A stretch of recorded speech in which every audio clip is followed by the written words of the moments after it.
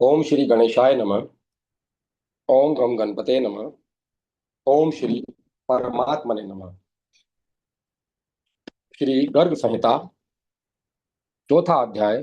श्री बलराम और श्री कृष्ण के द्वारा बछड़ों का चुराया जाना तथा वत्सासुर का उद्धार। श्री नारद जी कहते हैं, हे राजन, सतरन सनंद की बात सुनकर महामना नंदराज समस्त गोपगणों के साथ बड़े प्रसन्न हुए और वृंदावन के में जाने को तैयार हो गए। यशोदा, रोहिणी तथा समस्त गोपांगनाओं के साथ घोड़ों, रथों, वीर पुरुषों तथा विप्र मंडली से मंडित हो परम बुद्धिमान नंदराज दोनों पुत्र बलराम और श्री कृष्ण सहित रथ पर आरूढ़ हो वृंदावन की ओर चल दिए। उनके साथ गौओं का समुदाय भी था। बूढ़े, बालक और सेवकों सहित अनेक छकड़े चल रहे थे। यात्रा के समय शंख बजे और नगारों की ध्वनियां हुई।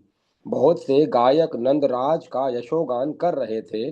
गोप वृष भानुवर अपनी पत्नी के साथ हाथी पर बैठकर पुत्री राधा को अंक में लिए गायकों से यशोगान सुनते हुए मृदंग, ताल, वीणा और वेणुओं की मधुर ध्वनि के साथ वृंदावन को गए। उनके साथ भी बहुत से गोप और गौओं का समुदाय था। नंद, उपनंद और छहों वृषभानु भी अपने समस्त परिकरों के साथ वृंदावन में गए। समस्त गोपों ने अपने सेवकों सहित वृंदावन में प्रवेश करके अलग अलग गोष्ठ बनाए और इधर उधर निवास आरंभ किया। वृषभानु ने अपने लिए उधर निवास आरंभ किया। वृषभानु ने अपने लिए वृषभानुपुर बरसाना नामक नगर का निर्माण कराया, जो 4 योजन विस्तृत दुर्ग के आकार में था। उसके चारों ओर खाइयां बनी थी। उस दुर्ग के 7 दरवाजे थे। दुर्ग के भीतर विशाल सभा मंडप था। अनेक सरोवर उस दुर्ग की शोभा बढ़ा रहे थे। बीच बीच में मनोहर राजमार्गों का निर्माण कराया गया था। एक सहस्त्र कुंज उस पुर की शोभा बढ़ाते थे। श्री कृष्ण नंदनगर, नंदगांव तथा वृषभानुपुर बरसाने में बालकों के साथ क्रीड़ा करते हुए घूमते और गोपांगनाओं की प्रीति बढ़ाते थे। राजन, कुछ दिनों बाद संपूर्ण गोपों के समादर भाजन मनोहर रूप वाले बलराम और श्री कृष्ण वृंदावन में बछड़े चुराने गए। वे दोनों भाई ग्वाल बालों के साथ गांव की सीमा तक जाकर बछड़े चुराते थे। कालिंदी के निकट उसके पावन पुलीन पर सुशोभित निकुंजों और कुंजों में बलराम और श्री कृष्ण इधर उधर लुका छिपी के खेल खेलते और कहीं कहीं रेंगते हुए चलकर वन में सानंद विचरते थे। उन दोनों के कटी प्रदेश में करधनी की लड़ियां शोभा देती थी। खेलते समय उनके पैरों के मंजिर और नुपुर मधुर झनकार फैलाते थे। बलराम के अंगों पर नीलांबर शोभा पाता था और श्री कृष्ण के अंगों पर पित्तपट। वे दोनों भाई हार और बाजू भुजबंदों से भूषित थे। कभी बालकों के साथ श्रपणों ढेलवासों द्वारा ढेले फेंकते और कभी बांसुरी बजाते थे। कुछ ग्वाल बाल अपने मुख से करधनी के घुंघरुओं की सी ध्वनि करते हुए दौड़ते और उनके साथ वे दोनों बंधु राम और श्याम भी पक्षियों की छाया का अनुसरण करते भागते हुए सुशोभित होते थे। सिर पर मयूर पिच्छ लगाकर फूलों और पल्लवों के श्रृंगार धारण करते थे। नरेश्वर, एक दिन उनके बछड़ों के झुंड में कंस का भेजा हुआ वत्सासुर आकर मिल गया। श्री कृष्ण को यह बात विदित हो गई और वे उसके पास गए। वे दैत्य गोप बालकों के बीच में सब और पूंछ उठाकर बार बार दौड़ता हुआ दिखाई देता था। उसने अचानक आकर अपने पिछले पैरों से श्री कृष्ण के कंधों पर प्रहार किया। अन्य गोप बालक तो भाग चले, किंतु श्री कृष्ण ने उसके दोनों पैर पकड़ लिए और उसे घुमाकर धरती पर पटक दिया। उसके बाद श्री हरि ने फिर उसे हाथों से उठाकर कपिथ वृक्ष पर दे मारा। फिर तो वह दैत्य तत्काल मर गया। उसके धक्के से महान कपित्थ वृक्ष ने स्वयं गिरकर दूसरे दूसरे कपित्थ वृक्षों को भी धराशायी कर दिया।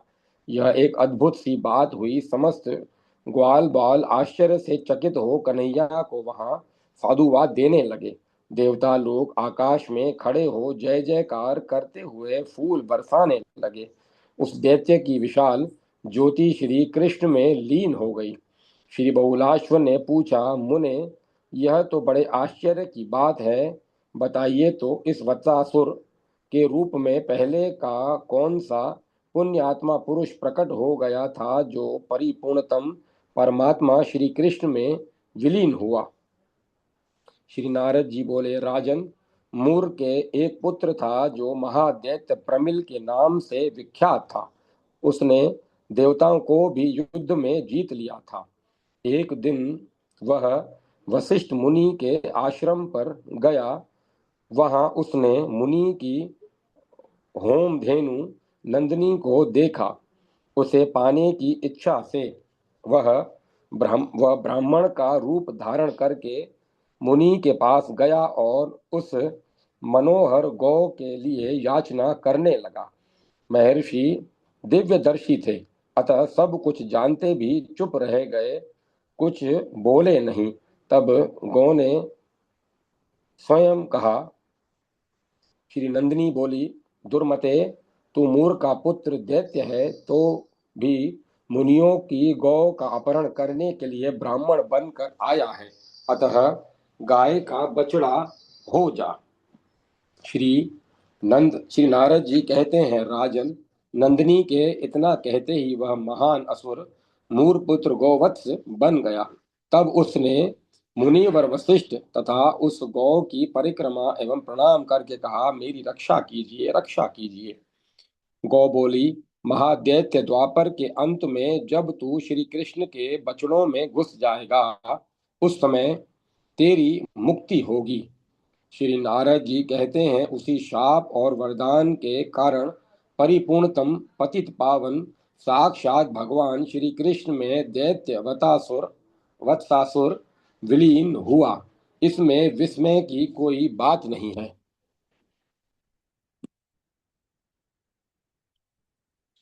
इस प्रकार श्री गर्ग संहिता में श्री वृंदावन खंड के अंतर्गत वत्सासुर का मोक्ष नामक चौथा अध्याय पूरा हुआ। जय माता सरस्वती। जय मां सरस्वती। पांचवा अध्याय, वकासुर का उद्धार। श्री नारद जी कहते हैं, एक दिन बलराम तथा ग्वाल बालों के साथ बछड़े चराते हुए श्री हरि ने यमुना के निकट आए हुए वकासुर को देखा। वह श्वेत पर्वत के समान ऊंचा दिखाई देता था। बड़ी बड़ी टांगे और मेघ गर्जन के समान ध्वनि। उसे देखते ही ग्वाल बाल डर के मारे भागने लगे। उसकी चोंच वज्र के समान तीखी थी। उसने आते ही श्री हरि को अपना ग्रास बना लिया। वह देख सब ग्वाल बाल रोने लगे। रोते रोते वे निष्प्राण से हो गए। उस समय हाहाकार करते हुए सब देवता वहां आ पहुंचे।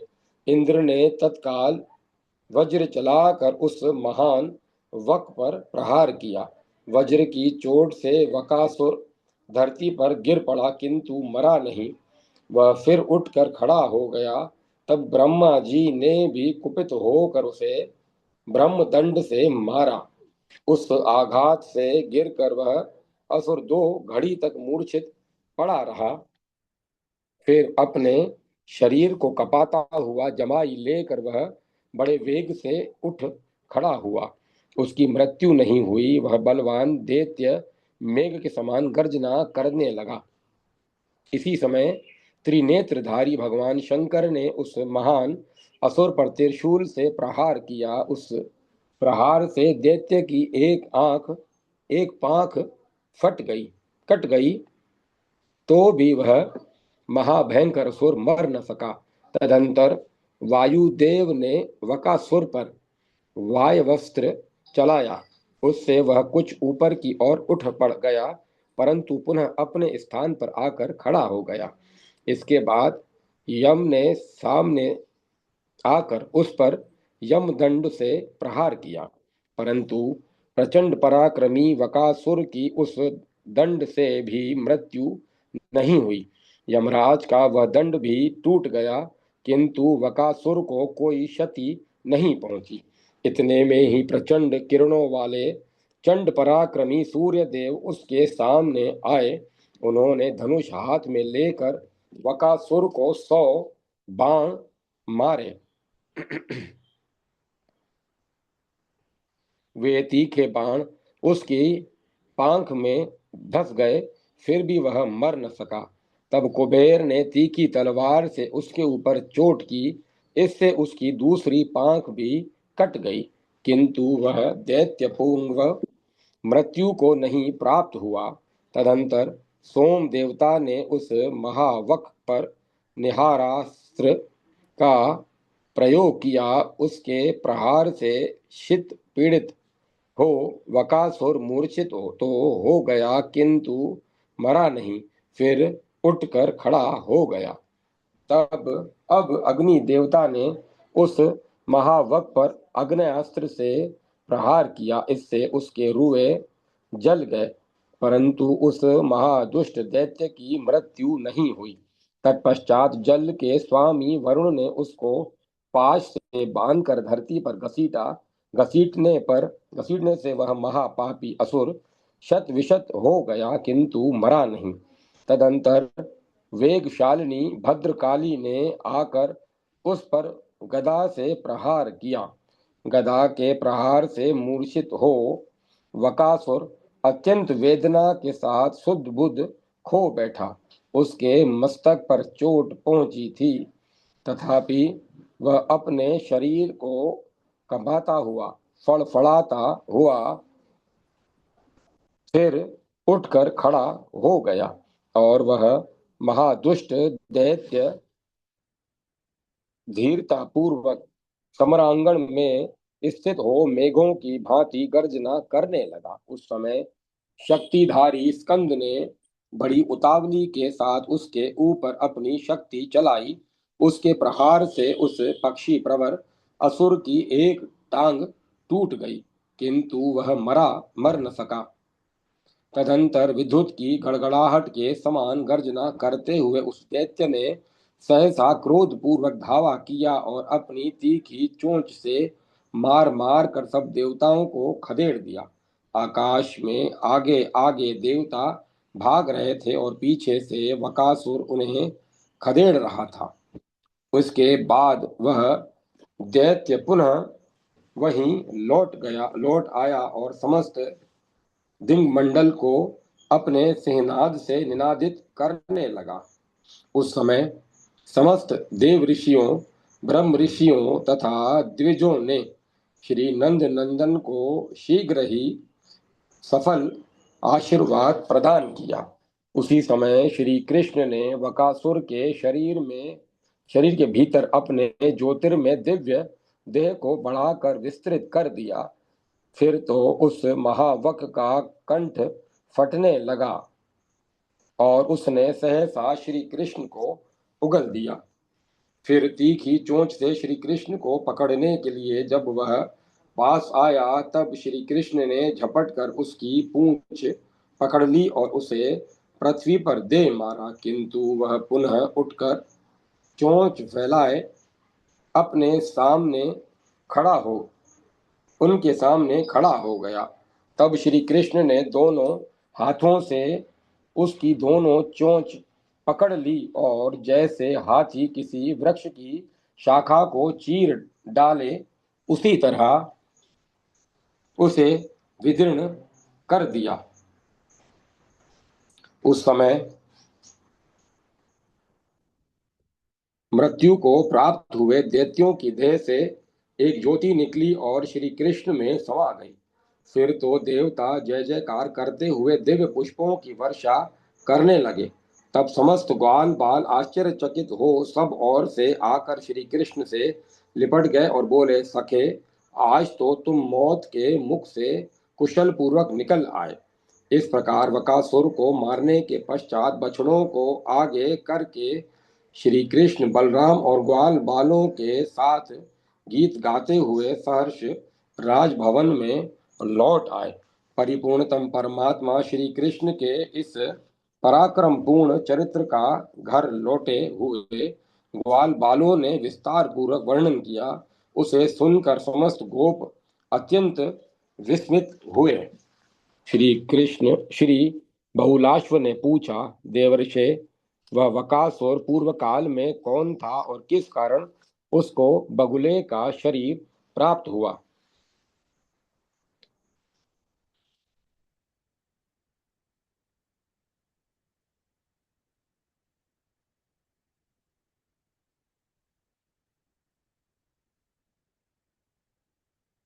वह पूर्ण ब्रह्म सर्वेश्वर श्री कृष्ण में लीन हुआ, यह कितने सौभाग्य की बात है।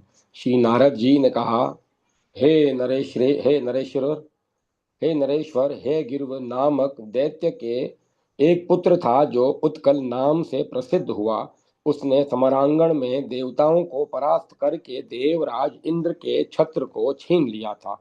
उस महाबली दैत्य ने और भी बहुत से मनुष्यों तथा नरेशों की राज्य संपत्ति का अपहरण करके 100 वर्षों तक सर्व वैभव संपन्न राज्य का उपभोग किया।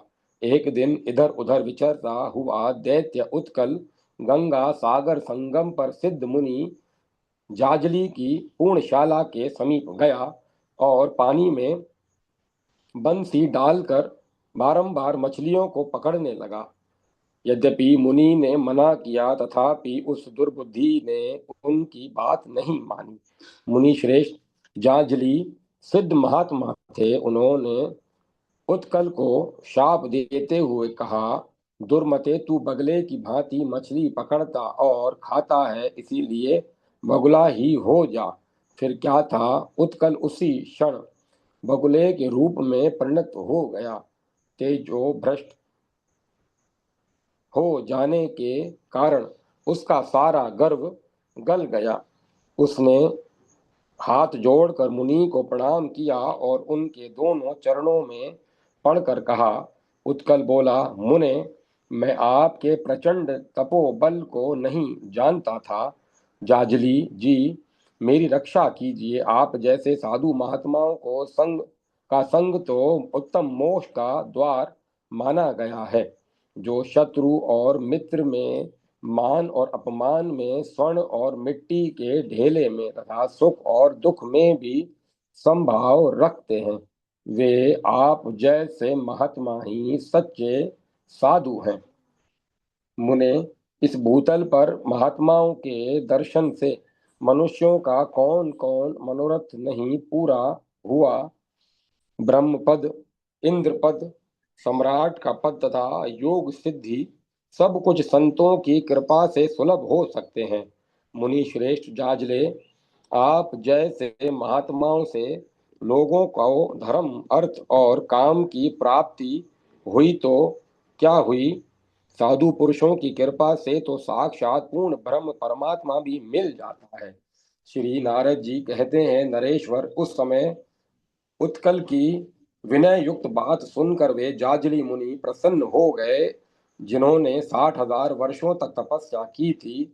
उन्होंने उत्कल से कहा, जाजली बोले, वे वेवस्वत मनवंतर प्राप्त होने पर जब 28वें द्वापर का अंतिम समय बीतता होगा, उस समय भारतवर्ष के माथुर जनपद में स्थित व्रज मंडल के भीतर साक्षात परिपूर्णतम कृष्ण भगवान श्री कृष्ण वृंदावन में गोवत्स चराते हुए विचरेंगे। उन्हीं दिनों तुम भगवान श्री कृष्ण में लीन हो जाओगे, इसमें संशय नहीं है। हिरण्याक्ष आदि दैत्य भगवान के प्रति वैर भाव रखने पर भी उनके परम पद को प्राप्त हो गए हैं।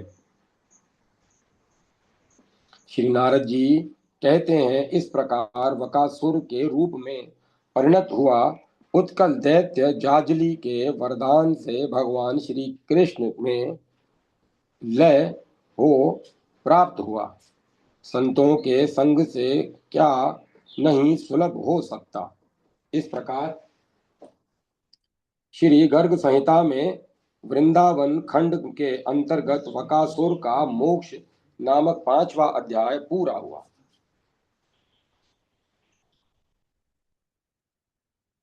जय माता सरस्वती। जय मां सरस्वती।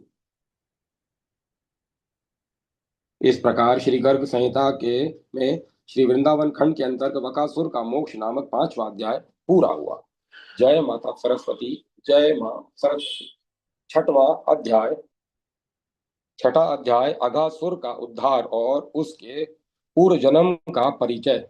श्री नारद जी कहते हैं, राजन, एक दिन ग्वाल बालों के साथ बछड़े चराते हुए श्री हरि कालिंदी के निकट किसी रमणीय स्थान पर बालोचित खेल खेलने लगे।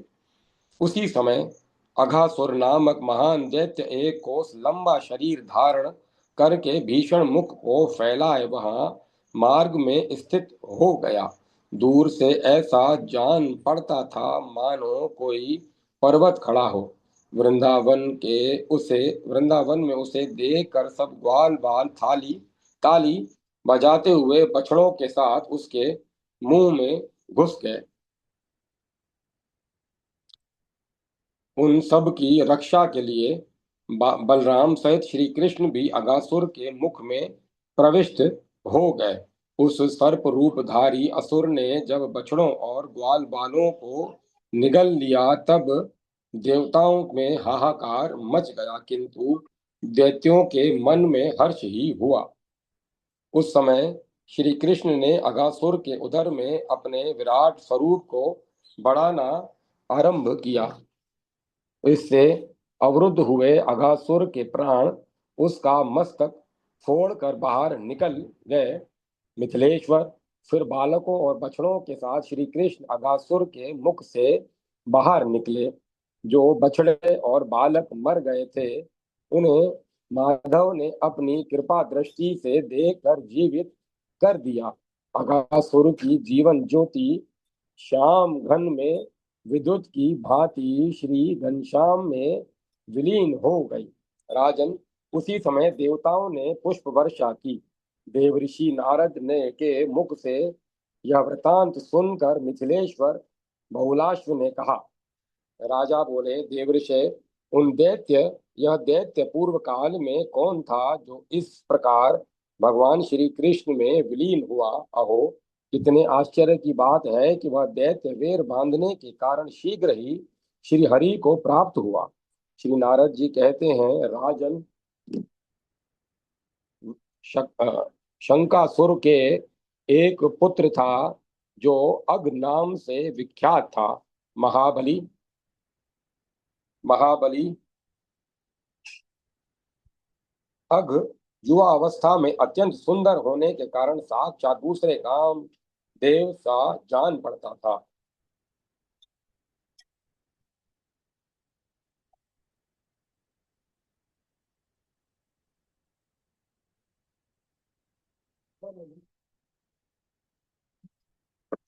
एक दिन मलयाचल पर जाते हुए अष्टावक्र मुनि को देखकर अघासुर जोर जोर से हंसने लगा और बोला, यह कैसा कुरूप है।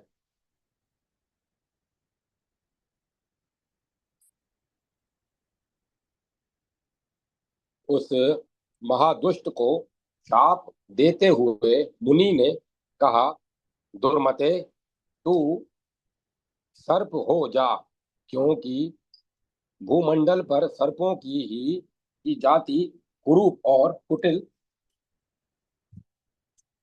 गति से चलने वाली होती है। जो ही उसने यह सुना, उस दैत्य का सारा अभिमान गल गया और वह दीन भाव से मुनि के चरणों में गिर पड़ा। उसे इस उस अवस्था में देखकर मुनि प्रसन्न हो गए और पुनः उसे वर देते हुए बोले, अष्टावक्र ने कहा, करोड़ों कंदर्पों से भी अधिक लावण्यशाली भगवान श्री कृष्ण जब तुम्हारे उदर में प्रवेश करेंगे, तब इस सर्प रूप से तुम्हें छुटकारा मिल जाएगा। इस प्रकार श्री गर्ग संहिता में श्री वृंदावन खंड में के अंतर्गत अगासुर का मोक्ष नामक छठा अध्याय पूरा हुआ। जय माता सरस्वती। जय मां सरस्वती। सातवां अध्याय, ब्रह्मा जी के द्वारा गौओं, गौवत्सों एवं गोप बालकों का हरण। श्री नारद जी कहते हैं, राजेंद्र, अब भगवान श्री कृष्ण की अन्य लीला सुनिए। यह लीला उनके बाल्यकाल की है, तथापि उनकी पौगंडावस्था की प्राप्ति के बाद प्रकाशित हुई। श्री कृष्ण गोवत्स एवं गोप बालकों की मृत्यु के समान भयंकर अघासुर के मुख से रक्षा करने के उपरांत उनका आनंद बढ़ाने की इच्छा से यमुना तट पर जाकर बोले, प्रिय सखाओं, यहाँ यह कोमल वालुकामय वालुकामय तट बहुत ही सुंदर है। शरद ऋतु में खिले हुए कमलों के पराग से पूर्ण है। शीतल मंद और सुगंधित त्रिविध वायु से सुरभित है। यह तट भूमि भौरों की गुंजार से युक्त एवं कुंज और वृक्षलताओं से सुशोभित है। गोप बाल को दिन का एक प्रहर बीत बीत गया, भोजन का समय भी हो गया, अतएव उस इस स्थान पर बैठकर भोजन कर लो। कोमल वालुका वाली यह भूमि भोजन करने के उपयुक्त दिख रही है। बछड़े भी यहाँ जल पीकर हरी हरी घास चरते रहेंगे। गोप बालकों ने श्री कृष्ण की यह बात सुनकर कहा, ऐसा ही हो, और वे सब के सब भोजन करने के लिए यमुना तट पर बैठ गए। उसके उपरांत जिसके पास भोजन सामग्री नहीं थी, उन बालकों ने श्री कृष्ण के कान में दीन वाणी से कहा, हम लोगों के पास भोजन के लिए कुछ नहीं है, हम लोग क्या करें? नंदगांव यहाँ से बहुत दूर है, अतः हम लोग बछड़ों को लेकर चले जाते हैं। यह सुनकर श्री कृष्ण बोले, प्रिय सखाओं, शोक मत करो, मैं सबको यत्न पूर्वक आग्रह के साथ भोजन कराऊंगा, इसीलिए तुम सब मेरी बात पर भरोसा करके निश्चिंत हो जाओ। श्री कृष्ण की यह युक्ति सुनकर वे लोग उनके निकट ही बैठ गए। अन्य बालक अपने अपने छिकों को खोलकर श्री कृष्ण के साथ भोजन करने लगे। श्री कृष्ण ने गोप बालकों के साथ, जिनकी उनके सामने भीड़ लगी हुई थी, एक राजसभा का आयोजन किया। समस्त गोप बालक उनको घेर कर बैठ गए। ये लोग उनके रंगों के वस्त्र ये लोग अनेक रंगों के वस्त्र पहने हुए थे और श्री कृष्ण पीला वस्त्र धारण करके उनके बीच में बैठ गए। विदेह उस गोप उस समय गोप बालकों से घिरे हुए श्री कृष्ण की शोभा देवताओं से घिरे हुए देवराज इंद्र के समान, अथवा पंखुड़ियों से घिरी हुई स्वर्णिम कमल की कर्णिका केसर युक्त भीतरी भाग के समान हो रही थी। कोई बालक कुसुमों, कोई अंकुरों, कोई पल्लवों, कोई पत्तों, कोई फलों, कोई अपने हाथों, कोई पत्थरों और कोई छीकों को ही पात्र बनाकर भोजन करने लगे।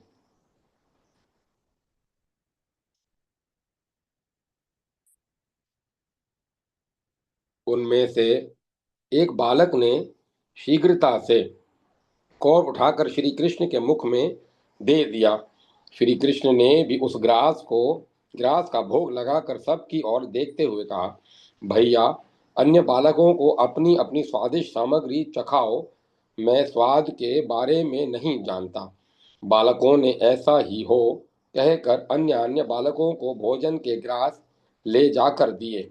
वे भी उन ग्रासों को खाकर एक दूसरे की हंसी करते हुए उसी समय बोल उठे, सुबल ने पुनः हरि के मुख में ग्रास दिया, परंतु श्री कृष्ण उस कौर में से थोड़ा सा खाकर हंसने लगे। इस प्रकार जिस जिसने कौर खाया वह सभी जोर से हंसने लगे।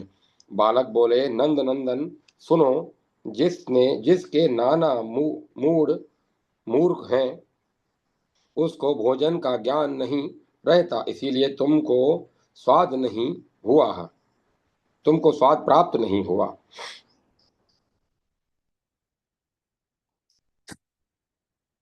इसके उपरांत श्री धामा ने माधव को और अन्य बालकों को भोजन के ग्रास दिए। ब्रज बालकों ने उसको उत्तम बताकर उसकी बहुत प्रशंसा की। इसके बाद वरुथप वरुथप नाम के एक बालक ने पुनः श्री कृष्ण को एवं अन्य बालकों को आग्रह पूर्वक और दिए। श्री कृष्ण आदि वे सभी लोग थोड़ा थोड़ा खाकर हंसने लगे। बालकों ने कहा, यह भी सुबल के ग्रास जैसा है, हम सभी उसे खाकर उद्विग्न हुए हैं।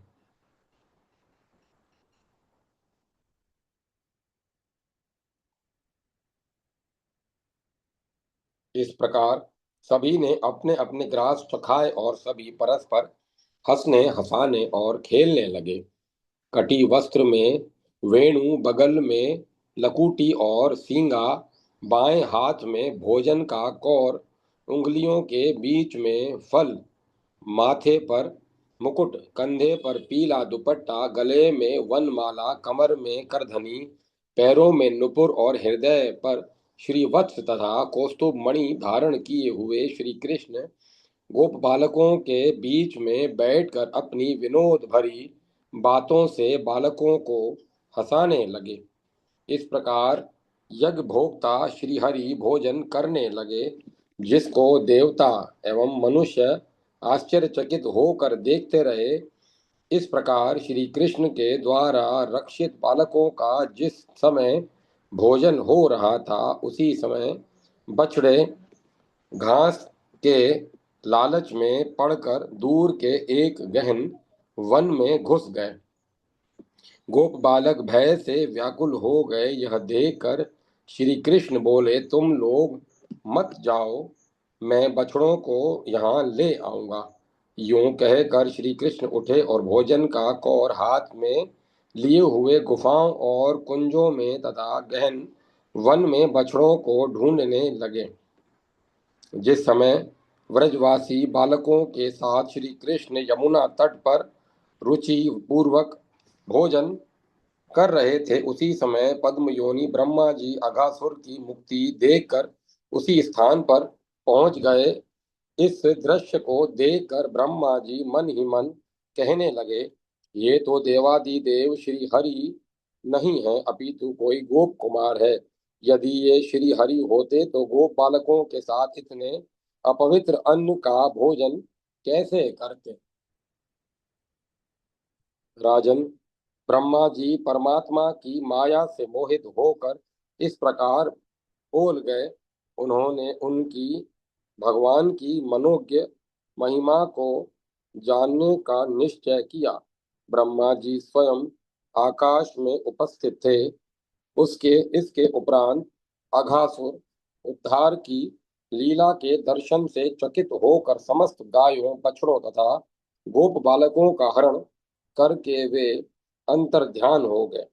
इस प्रकार श्री गर्ग संहिता में श्री वृंदावन खंड के अंतर्गत ब्रह्मा जी के द्वारा गोवत्सों और गोप बालकों का हरण नामक 7वां अध्याय पूरा हुआ। जय माता सरस्वती। जय मां सरस्वती। 8वां अध्याय ब्रह्मा जी के द्वारा श्री कृष्ण के सर्वव्यापी विश्वात्मा स्वरूप का दर्शन।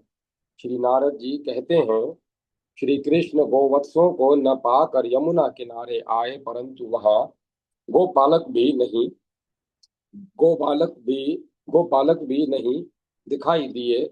बछड़ों और वत्सपालों दोनों को ढूंढते समय उनके मन में आया कि यह तो ब्रह्मा जी का कार्य है। तदंतर अखिल विश्वविद्यायक अखिल विश्वविधायक श्री कृष्ण ने गायों और गोपियों को आनंद देने के लिए लीला से ही अपने आप को दो भागों में विभक्त कर दिया।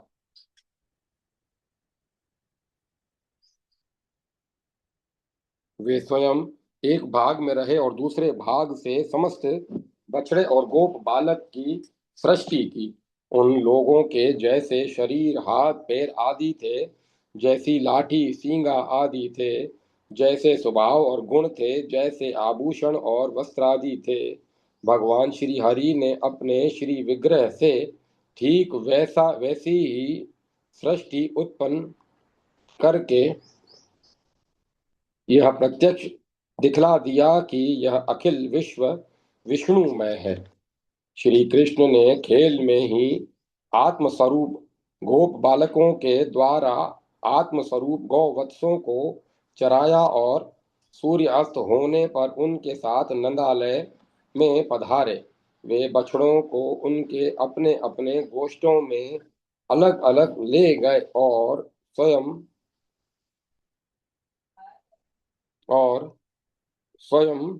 उन उन गोप बालकों के वेश में अन्य अन्य दिनों की भांति उनके घरों में प्रवेश किया। गोपियां वंशी ध्वनि सुनकर आदर के साथ शीघ्रता से छटी उठी और अपने बालकों को प्यार से दूध पिलाने लगी। गाय भी अपने अपने बछड़ों को निकट आया देकर रंभाती हुई उनको चाटने और दूध पिलाने लगी। अहो, गोपियां और गाय श्री हरि की माता बन गईं। गोप बालकों एवं गोवत्स स्नेहाधिक्य के कारण पहले की अपेक्षा चौगुने अधिक बढ़ने लगे। गोपियां अपने बालकों की उपटन स्नान आदि के द्वारा स्नेहमयी सेवा करके तब श्री कृष्ण के दर्शन के लिए आई। इसके बाद अनेक बालकों का विवाह हो गया। अब श्री कृष्ण स्वरूप अपने पति उन बालकों के साथ करोड़ों गोप वधुएं प्रीति करने लगी। इस प्रकार वत्स पालन के बहाने अपनी आत्मा की अपनी ही आत्मा द्वारा रक्षा करते हुए श्री हरि को व्रजमंडल में एक वर्ष बीत गया। एक दिन बलराम जी गोचारण करते हुए वन में पहुंचे। उस समय तक ब्रह्मा जी द्वारा वत्सों और वत्सपालों का हरण हुए एक वर्ष पूर्ण होने में केवल 5-6 रात्रियां शेष रही थी। उस वन में स्थित पहाड़ की चोटी पर गायें चर रही थी। दूर से बछड़ों को घास चरते देखकर वे उनके निकट आ गई और उनको चाटने तथा अपना अमृत तुल्य दूध पिलाने लगी। राजन, गोपों ने देखा कि गाय बछड़ों को दूध पिलाकर स्नेह के कारण गोवर्धन की तलहटी में भी रुक गई हैं। तब वे अत्यंत क्रोध में भरकर पहाड़ से नीचे उतरे और अपने बालकों को दंड देने के लिए शीघ्रता से वहां पहुंचे। परंतु निकट पहुंचते ही स्नेह के वशीभूत होकर गोपों ने अपने बालकों को गोद में उठा लिया। युवक अथवा वृद्ध सभी के नेत्रों में स्नेह के आंसू आ गए और वे अपने पुत्र पोत्रों के साथ मिलकर वहां बैठ गए। संकर्षण बलराम ने इस प्रकार जब गोपी गोपों को पाषाण परायण देखा प्रेम परायण देखा तब उनके मन में अनेक प्रकार के संदेह उठने लगे।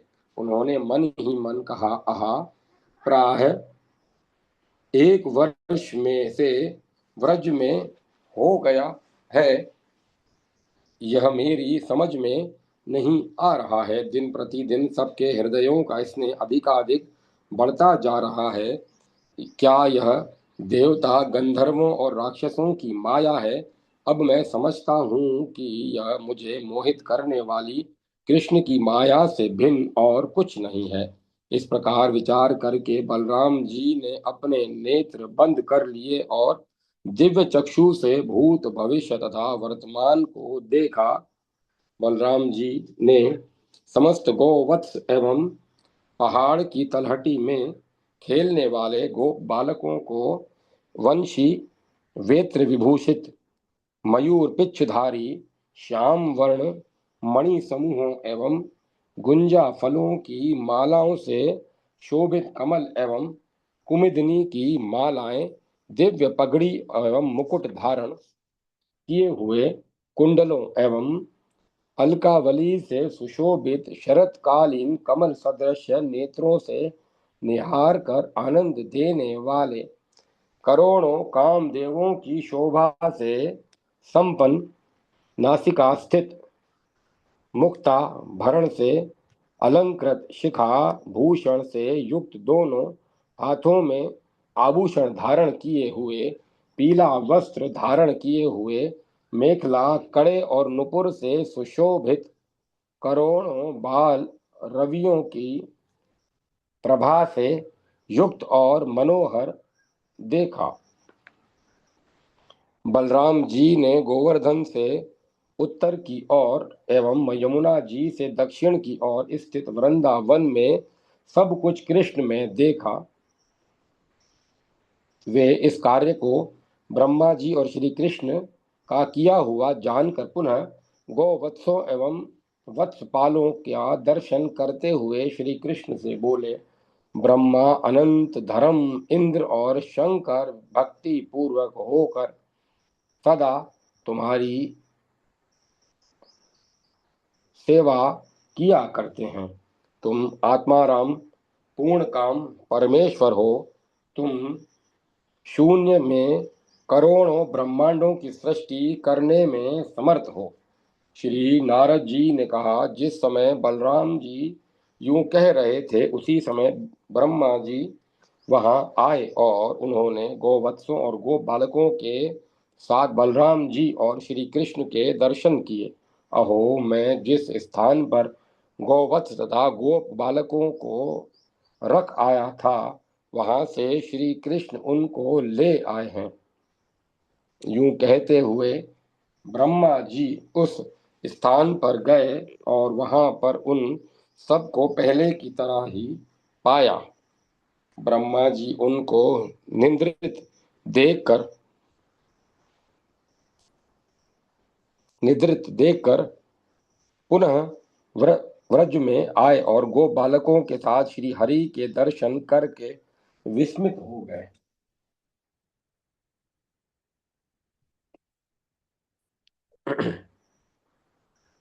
वे मन ही मन कहने लगे, अहो, कैसी विचित्रता है, ये लोग कहाँ से आया ये लोग कहाँ से यहाँ आए और पहले की ही भांति श्री कृष्ण के साथ खेल रहे हैं। यह सब खेल करने में मुझे एक त्रुटि क्षण जितना काल लगा, परंतु इतने में इस भूलोक में 1 वर्ष पूरा हो गया। तथापि सभी प्रसन्न हो, कहीं किसी को इस घटना का पता भी नहीं चला। इस प्रकार ब्रह्मा जी मोहातीत विश्व मोहन को मोहित करने गए, परंतु अपनी माया के अंधकार में वे स्वयं अपने शरीर को भी नहीं देख सके। गो बालकों के हरण से जगतपति की तो कुछ हानि हुई नहीं, अपितु श्री कृष्ण रूप सूर्य के सम्मुख ब्रह्मा जी की जुगनू से दिखने लगे। ब्रह्मा के इस प्रकार मोहित एवं जड़ीभूत हो जाने पर श्री कृष्ण की कृपा पूर्वक अपनी माया को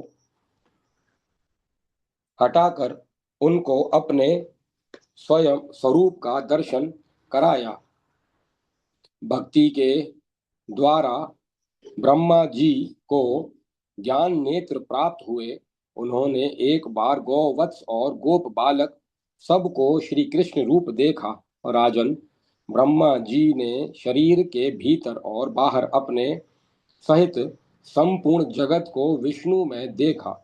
इस प्रकार दर्शन करके ब्रह्मा जी तो जड़ता को प्राप्त होकर निश्चेष्ट हो गए।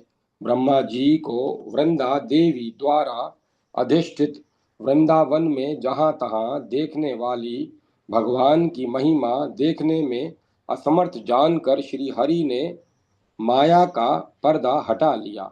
तब ब्रह्मा जी नेत्र पाकर निद्रा से जगे हुए की भांति उठकर अत्यंत कष्ट से नेत्र खोलकर अपने सहित वृंदावन को देखने में समर्थ हुए।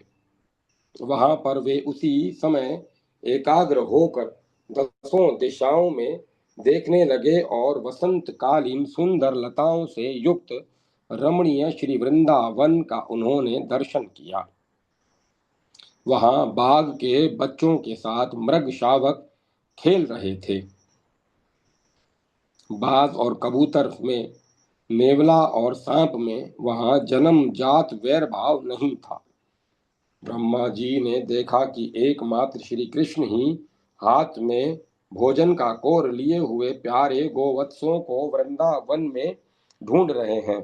गोलोकपति साक्षात श्री हरि को गोपाल वेश में अपने को छिपाए हुए देखकर तथा ये साक्षात श्री हरि हैं यह पहचान कर ब्रह्मा जी अपनी करतूत को स्मरण करके भयभीत हो गए।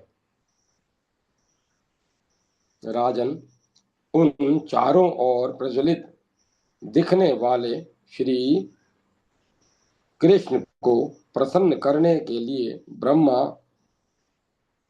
ब्रह्मा जी अपने वाहन से उतरते और लज्जा के कारण उन्होंने सिर नीचा कर लिया। वे भगवान को प्रणाम करते हुए और प्रसन्न हो यह कहते हुए धीरे धीरे उनके निकट पहुंचे। यूं भगवान को अपनी आंखों से झरते हुए हर्ष के आंसुओं का अर्घ्य देकर दंड की भांति वे भूमि पर गिर पड़े। भगवान श्री कृष्ण ने ब्रह्मा जी को उठाकर आश्वस्त किया और उनका इस प्रकार स्पर्श किया जैसे कोई प्यारा अपने प्यारे का स्पर्श करे। तत्पश्चात वे सुधा सिक्त दृष्टि से उसी उसी सुंदर भूमि पर दूर खड़े देवताओं की ओर देखने लगे। तब वे सभी उच्च स्वर से जब उच्च स्वर से जय जयकार करते हुए उनका स्तवन करने लगे, साथ साथ प्रणाम भी करने लगे। श्री कृष्ण की दया मूर्धष्टि पाकर उस सभी आनंदित हुए और उनके प्रति आदर से भर गए। ब्रह्मा जी ने भगवान को उस स्थान पर देखकर भक्ति युक्त मन से हाथ जोड़कर प्रणाम किया और रोमांचित होकर दंड की भांति वे भूमि पर गिर पड़े। पुनः वे गदगद वाणी से भगवान का स्तवन करने लगे। इस प्रकार श्री गर्ग संहिता में श्री वृंदावन खंड के अंतर्गत ब्रह्मा जी के द्वारा श्री कृष्ण के सर्वव्यापी विश्वात्मा स्वरूप के दर्शन का वर्णन नामक 8वां अध्याय पूरा हुआ। जय माता सरस्वती, जय मां सरस्वती। आज मुझसे पढ़ने में थोड़ी त्रुटि हो गई। बलराम जी और कृष्ण जी बछड़ों को चराते की जगह चोरी बोल दिया, चुराते। क्षमा प्रार्थी हूँ प्रभु से भी, और प्रभु के प्रेमियों से भी, और आप सबसे भी। अब कथा को विराम दिया जाता है। ओम नमः शिवाय, ओम नमो भगवते वासुदेवाय, ओम नमो नारायण। राम लक्ष्मण जानकी जय बोलो हनुमान की। राधे कृष्ण राधे कृष्ण, राधे राधे राधे कृष्ण। ओम तत्सत, ओम तत्सत, ओम तत्सत। अब कथा को विराम दिया जाता है। ओम तत्सत।